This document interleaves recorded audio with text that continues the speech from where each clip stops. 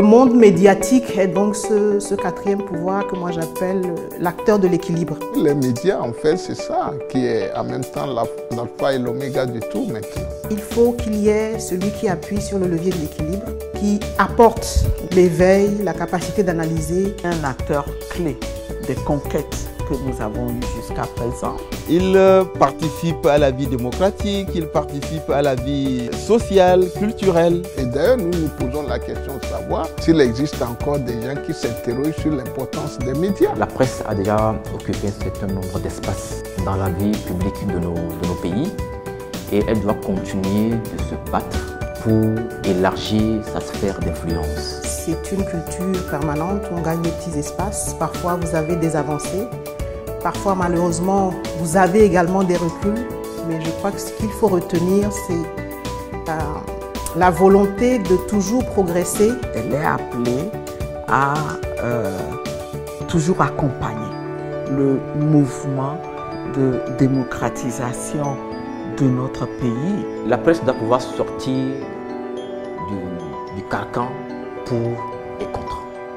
Sortir de la presse d'engagement. C'est terminé. Il faut aussi noter avec beaucoup de regrets les dérives et parfois les déviements qui existent parmi les hommes et les femmes de presse, parmi les médias. Cela est dû naturellement à l'implication des politiques dans la gestion des médias. Ils sont enclins à les instrumentaliser.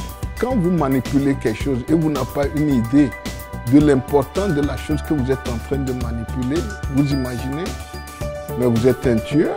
Il y a des pas qui ont été franchis au cours des dernières années et décennies en matière de liberté de presse, en matière de presse et de médias, y compris en matière d'aide à la presse et aux médias. Donc lorsque les conditions le permettront, je suis certain que l'État fera davantage. Ils ne doivent pas jouer le jeu de ceux qui sont par essence des prédateurs. Et qu'ils évitent de tendre toujours la main aux politiques.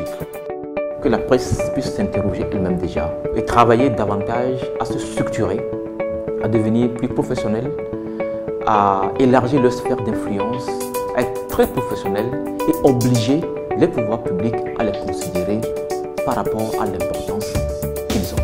Connaît les conditions matérielles de travail des hommes et des femmes des médias au Togo. On ne peut pas être une vraie entreprise de presse lorsqu'on vend une demi-page ou bien une pleine page à 50 000. Ça n'a pas de sens. On connaît de grands groupes de presse. Il faut qu'on arrive à l'imposer. Les journalistes ont aussi besoin d'être soutenus économiquement. L'État pourrait faire plus et mieux. Et l'État doit accompagner, mais les médias aussi doivent avoir le courage d'imposer des prix aux annonceurs parce qu'ils ont l'argent pour. Cela permettrait que les médias soient beaucoup plus viables. L'on doit veiller à une formation initiale et continue solide. On ne se perfectionne qu'en se formant et qu'en s'informant. C'est d'abord une démarche volontaire. Alors si la presse elle-même prend conscience parfois des défis auxquels elle doit faire face et qu'elle s'auto-régule, elle s'autodiscipline, je crois que nous pouvons franchir des pas de géant en matière d'épanouissement de la liberté de la presse et en matière de développement de la presse et des médias. C'est un peu à l'image du pain.